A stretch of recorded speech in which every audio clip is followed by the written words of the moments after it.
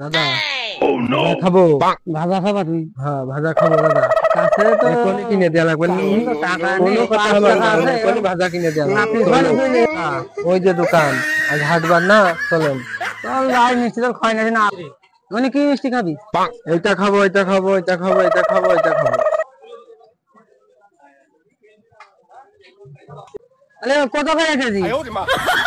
ভাই এটা 80 টাকা কেজি, 70 টাকা এদের, 90 টাকা এদের, 100 টাকা, আর এটা 120 টাকা। তাহলে দাও, সব দিকে দাও। কি বিষয়, সকালবেলা বন্ধুর কাস্টমার আছে, সব কাজ আসছে, কি বিষয়?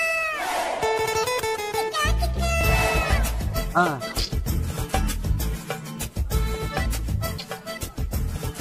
ভাই আর কি দেবো? আর কিছু লাগবে না, ওই ঘটে মারো। কি বা ঘটি গেল, দে ঘটন মাইরা দি।